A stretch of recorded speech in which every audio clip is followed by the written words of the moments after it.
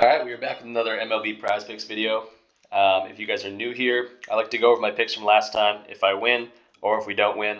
Obviously, you can see here 2 for 4 on the night, so not a great day in baseball. Baseball is definitely getting weird right now with some teams, hunting for a playoff spot. Other teams are completely out of it. Some people hanging up their cleats. So baseball's getting weird. Again, fun sports right around the corner. Basketball's right around the corner. I'm definitely going to dabble a little bit in the NHL. And then we got football tonight. I'll hopefully get that video out soon after this. And and then Sunday's coming up soon as well. So a little bit of baseball left. Let's go over the picks real quick. Canning had every opportunity, had 5 Ks in the third inning, or through 3. It was looking good. He went to 110 pitches and just could not get over this hump. Felt like he had 5 Ks literally forever. I kept looking at the box score, but he just couldn't get there for us. Bryce Miller, he did go through against a good hitting Houston team. That 5.0 line just seemed too high, and he went 4 innings and was held under. So perfect for Bryce Miller. Manea, again, kind of like Canning, seemed like he had every opportunity.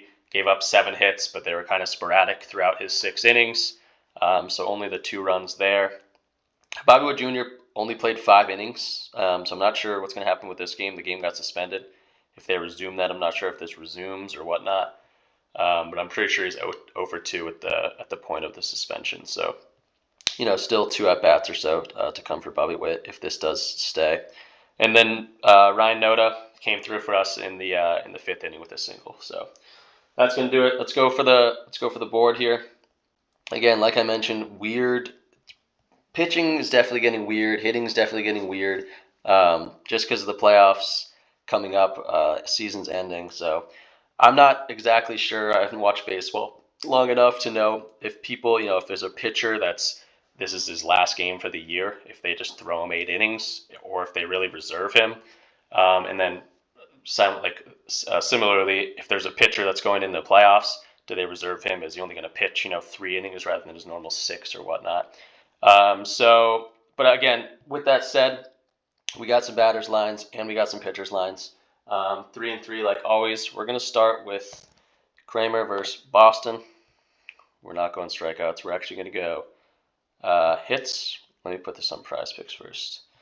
Kramer. We're going hits allowed at 4.5. Now, again, normally this looks really, really good to me. The only hesitancy is I don't know about this ending of the year thing because I know Devers, he didn't play yesterday.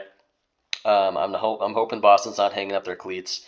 Their normal average in 2023 was 4th against right-handed pitchers at 261. So right off the bat, I'm loving that. They're head-to-head. These guys went up against each other in April twice, Kramer and Boston, that is. He gave up 7 hits. He gave up 6 hits, so really loving that. Looking even more farther, Verdugo, Yoshida, all the good players, Duvall, Devers, all hitting in the green above their averages, so loving that. Again, it's just this last 30 rank that they're kind of falling off. Pretty sure they're out of the playoff hunt. They're out of the wild card spot, I believe. Where are they? Yeah, definitely out of the wild card spot. They have been for a while. They were in the hunt, a week or 2 ago, but they just haven't been great lately. Yeah, 2 and 8 in the last 10. So not sure what's going on with Boston, but I still like this Kramer line, 4.5. It's not even 5.0 in Prize Picks, so we just need 5 hits and good recipe for it. Let's go to our next pitcher. We're going to Yarbrough. All right, we're going to strikeouts, I believe. Yeah. Strikeouts, these are both over. Strikeouts for Yarbrough. I don't know how to say his name. Yarbrough. It's kind of a funny name. All right, so we're going to K's, and his line's at 4. So this 3.5 line, just keep in mind that this one would be a push. But again, 70% of his last 10, he's gone over this. 55% of his last 20 at 11 out of 20. In 2023. Don't even keep too much in mind of this. 2023 is 5 of 8, so 63% he's gone over this, and he's going against a Colorado Rockies team. So they love to strike out. They're ranked 29th in Ks versus left-handed pitching, If we look farther, just look at these all these reds. And then again, he only needs 4 strikeouts. So, 0, 0, 0, that's okay. 66, 100, 100, 100. So like there's strikeouts to be had in this Colorado Rockies lineup. And again, we only need 4 for the push, and hopefully more than that. So, liking Yarborough. I like pretty much anyone against the Rockies. But again, specifically lefties, they don't bat very well, even farther. So Yarborough there. We're going to our last pitcher, Flexen. Another one that I just think is too low. Flexen. I believe on Outlier it's going to show up as 3.5, but our line's at 3. So let's move this to over 2.5. The odds are at -194. Again, they are going up against a Dodgers team that's ranked 9th in K rate against right-handed pitchers. Last 3rd, they're ranked 6th, so that doesn't look too great. But he only needs 3. He only needs 3 for the push. And again, 70 out of his last 10, he's gone over this. Let's look at 2023. 73, 11 out of 15, he's gone over this 2.5 line to at least get the push in these 2 games, and then likely over that. And then it's like 2 teams have burned him: the Cubs and the Cardinals. St. Louis, Chicago, and then here's the Blue Jays right here. But again, only needs 3. I think he has every capability of getting there. So -194 in the odds to go at least 3. So we're going with Flexen over 3.0 strikeouts. Let's get into our hitters here. First guy on the board is going to be Christian Walker. Hits, runs, RBIs. Haven't picked him in a video, I don't think. Let's go check him out. Hits, runs, RBIs. He's at 1.5, -110 odds, so very slightly favoring the under. That doesn't matter too much.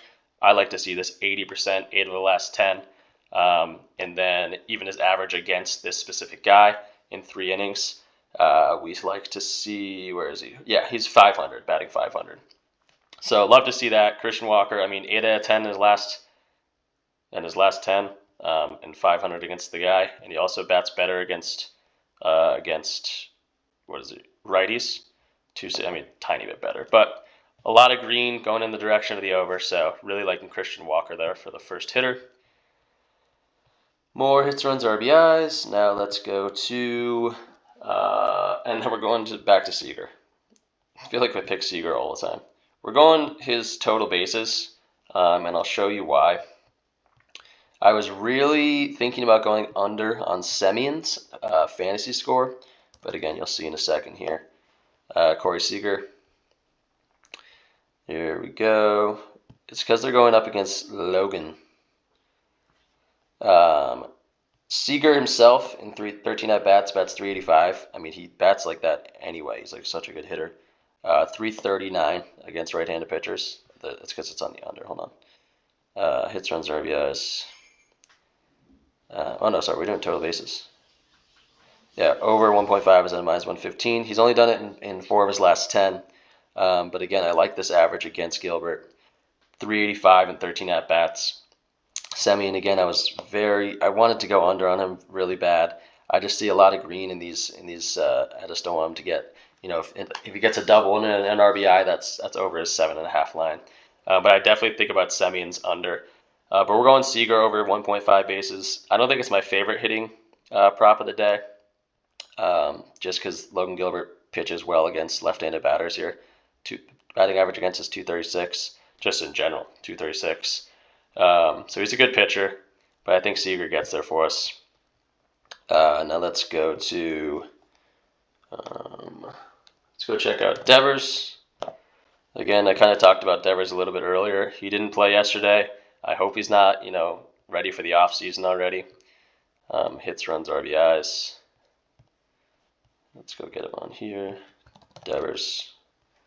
Yeah, hits, runs, RBIs. We're going over. And again, I like his average, 375, and on top of that, 2 home runs and 3 RBIs against this guy. He is a right-handed pitcher, so about the same average for him. And these kind of cancel out because Kramer pitches a little bit worse against right-handed pitchers, against left-handed batters. So yeah, like Devers, again, he had a day off yesterday. Uh, Look at the averages for Duvall, for Verdugo, for Yoshida. I hope these guys play. But 2 home runs, 3 RBIs, and 16 at bats. You can't go wrong with that. So over Devers, 1.5 hits, runs, RBIs. And then last but not least, or is that it? Is that 6? That might be 6. Yeah, we got 6. So Kramer hits allowed. I think I want to show one more thing about Kramer real quick.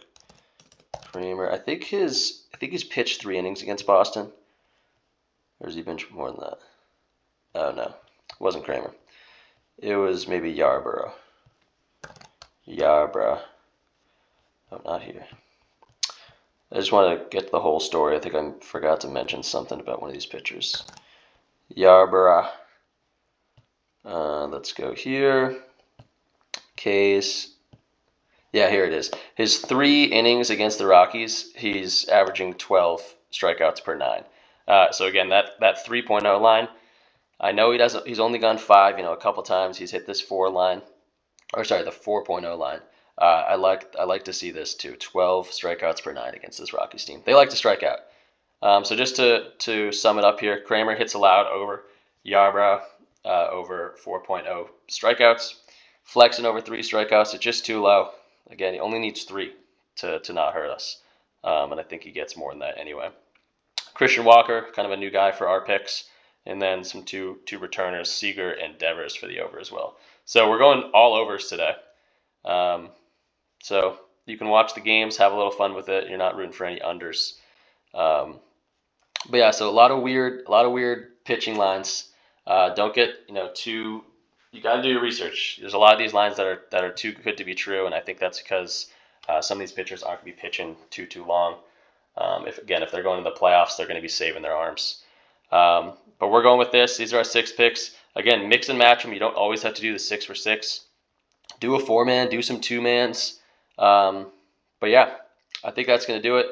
Thursday Night Football will come out probably right after this video. I got a few picks for that. Montgomery and Jones, I think, are still listed as questionable. So that's annoying because I like the rushing lines. But we'll get a few picks for you guys. So we're going to place this 20 for 480. And that's going to do it. Hopefully we make some money tonight. Peace out.